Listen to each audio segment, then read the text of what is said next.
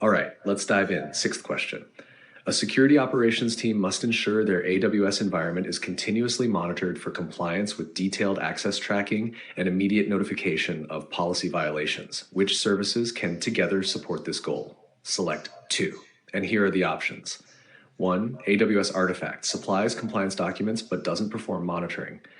2. AWS Certificate Manager manages TLS certificates, not compliance tracking.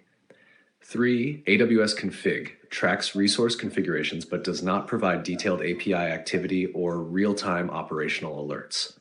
4. AWS CloudTrail records detailed user activity and API calls, providing a traceable audit history for security analysis and compliance verification. 5. Amazon CloudWatch collects operational metrics and logs in real time, setting alarms for anomalous behavior and triggering automated responses. This question touches on 2 critical aspects of AWS security and operations: tracking what's happening in your account and monitoring how your systems are performing. And honestly, a lot of people mix these up, which is why exam questions like this can be tricky. So let's start with the who did what and when part, basically auditing activity in your AWS account. That's where AWS CloudTrail comes into play. Think of CloudTrail like a security camera for your cloud environment. Every API call, every action taken by a user or a service, it gets logged. Want to know who launched a new EC2 instance? CloudTrail shows you. Want to track down who changed a security group rule? CloudTrail has your back. This is super important for compliance because auditors love seeing a clear trail of who did what, when, and from where. Now let's move to the what's happening right now side of things. That's where Amazon CloudWatch comes in. CloudWatch is like your AWS operations dashboard. It collects metrics, monitors logs, and can even set alarms if something unusual happens. For example, if a Lambda function starts throwing errors or your CPU usage spikes unexpectedly, CloudWatch can trigger an alert immediately. You can even automate responses like scaling resources or sending notifications, which is perfect for real-time security monitoring. Hang on, because this part's super important. Together, CloudTrail and CloudWatch cover both ends of the monitoring spectrum. CloudTrail tells you the detailed history, the audit trail, while CloudWatch helps you watch your environment in real time and respond instantly if something looks off. That combination is exactly what security teams need when they're aiming for continuous compliance and immediate notifications. Now, let's quickly look at why the other options aren't the right fit. AWS Artifact is great if you want access to compliance reports and documents like SOC or ISO certifications, but it doesn't actively monitor your environment. AWS Certificate Manager manages SSL TLS certificates, which is critical for encrypting data in transit, but it doesn't track activity or performance. And AWS Config is useful for tracking resource configurations and changes over time, but it doesn't provide detailed API-level activity logs or real-time operational monitoring by itself. So, when you're thinking about the exam or just designing a secure AWS environment, remember this: CloudTrail tells you what happened, and CloudWatch lets you see and react to what's happening right now. That's the key takeaway. If the exam asks about continuous monitoring, compliance, or alerting for policy violations, these are your go-to services. You might be wondering, why not just use one or the other? Well, using only CloudTrail would give you an audit trail, but no real-time alerts. Using only CloudWatch might alert you to anomalies, but you wouldn't know which user or API call triggered it. Together, they give you full visibility and control, which is exactly what the question is testing. So what does this really mean for you?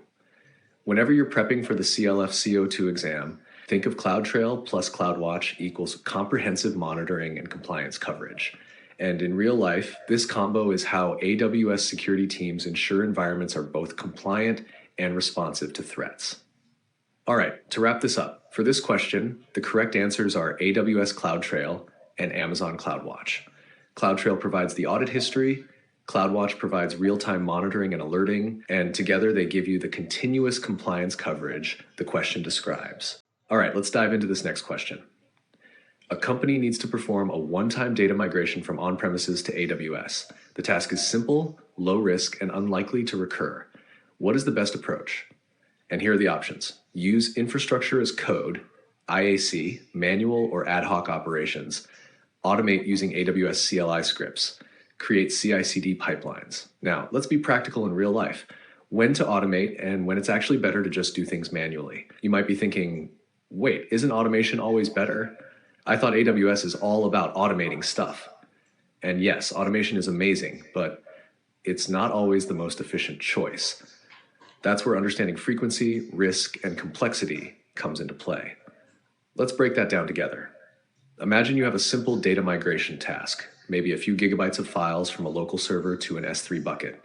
It's not complex, it's not risky, and it's probably not something your team will need to do again next month. In that scenario, spending time to build a full infrastructure as code template or creating CLI scripts or even a CI/CD pipeline is actually overkill. It's like using a power drill to hang a single picture frame. Sure, it works, but it's more setup than you really need. So let's look at the first option. Use infrastructure as code, IAC. IAC is fantastic when you need repeatable, consistent deployments. It ensures that infrastructure is provisioned the same way every time. But hang on. If this is a one-time task, writing IAC adds overhead. You have to write templates, test them, validate them. That takes more time than just doing the migration directly. It's like building a blueprint for a single house when you only ever need to build one. It doesn't make sense. Next, manual or ad hoc operations. This is simple, straightforward, and perfect for one-off tasks. You just log in, move your data, check that it landed correctly, and you're done. Minimal setup, immediate results, and if anything goes wrong, it's easy to troubleshoot because you're directly in control. This is exactly the scenario where manual operations shine. Option 3, automate using AWS CLI scripts. Now, scripting is great if you're going to repeat tasks multiple times or want to reduce human error. But for a single simple migration, writing and debugging scripts can actually take longer than just doing it manually. It's like writing a computer program to pour yourself a single cup of coffee, a lot of work for a one-off need. And then there's create CI/CD pipelines. CI/CD pipelines are designed for repeated deployments, continuous integration, and automated testing. They're perfect for applications and workloads that change frequently. But for a one-time data move, overkill. You'd spend more time setting up the pipeline than actually moving the data. Hang on, because this part is super important. The key takeaway here is that AWS and cloud best practices aren't about automating everything blindly. They're about evaluating the task, how often it needs to be done, how risky it is, and how complex it is. For unique, low-risk tasks, manual execution often wins. So what does this really mean for you, both in the exam and in real life? Whenever you see questions about automation versus manual operations, ask yourself 3 questions. 1, is this task going to repeat frequently? 2, is it complex or high risk? 3, is automation going to save time in the long run or just add overhead? If the answer is no, it's a one-time simple task, then manual or ad hoc operations is your best choice. That's exactly what this question is testing, the ability to choose the most efficient approach based on context, not just defaulting to automation because it sounds fancy. All right, so to wrap this up, for this question, the correct answer is manual or ad hoc operations. Remember, automation is powerful, but it's not a one-size-fits-all solution. Sometimes the fastest, most effective approach is just to roll up your sleeves and do it directly. All right, let's dive into this next AWS Certified Cloud Practitioner question. A data engineering team wants to host a MySQL database where AWS automatically handles patching, backups, and multi-AZ failover. They prefer spending time on query optimization instead of infrastructure management. What is the best choice? And here are the options. Amazon EC2, Amazon RDS, Amazon Elastic Block Store, EBS, Amazon Elastic Beanstalk. Now, before we jump into the answer, let's take a moment and picture this scenario. Imagine you're part of a data engineering team. You've got lots of important analytics tasks on your plate, SQL queries to optimize, dashboards to maintain, and data pipelines to manage. You don't want to spend hours babysitting the database infrastructure, patching servers, taking backups, setting up failover. These are all things you want someone else to handle so you can focus on what really matters, your data. Let's look into the options. First up, Amazon EC2. EC2 is fantastic because it gives you full control over virtual servers. You can install any software, configure it however you like, and have complete flexibility. But here's the catch. All that flexibility comes with responsibility. If you choose EC2 for a MySQL database, you're the one patching the OS, setting up backups, configuring multi-AZ replication, and monitoring uptime. So while EC2 is powerful, it's not freeing you from infrastructure management.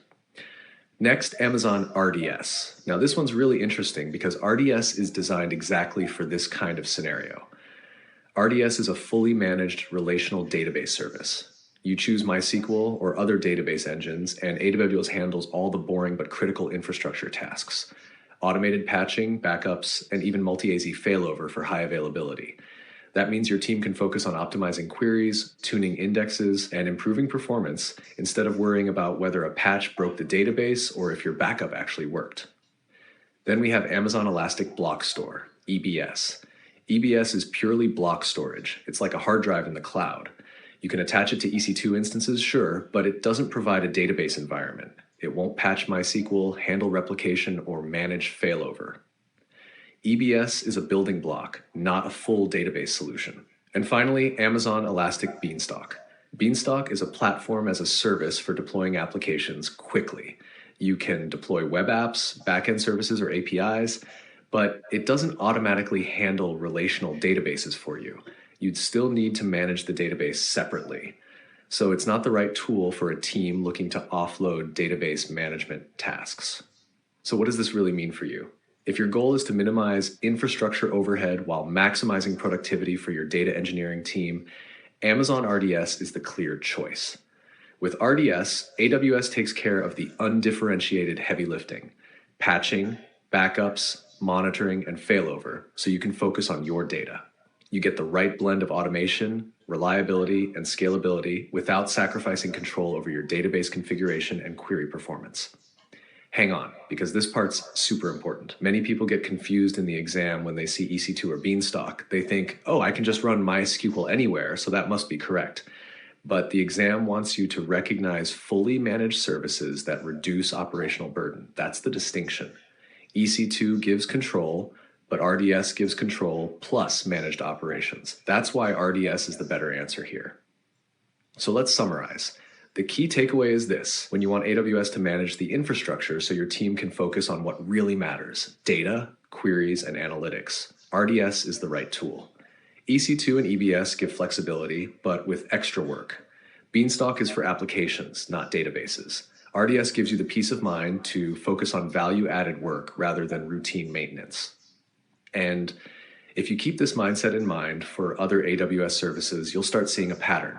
Always ask, do I need full control, or do I want managed operations? That's a huge factor in choosing the right service, both for the exam and real-world cloud architecture. All right, that wraps up this question. Remember, the correct answer here is Amazon RDS. AWS handles the heavy lifting for the database. You handle the data magic. If you found this walkthrough helpful, make sure to like this video and subscribe to the channel. We're going to keep breaking down tricky exam questions like this in a simple, conversational way so you can feel confident on exam day. And that's it for this one. Keep practicing, focus on understanding the concepts, and RDS will no longer be a confusing option when you see it on the CLF-C02 exam.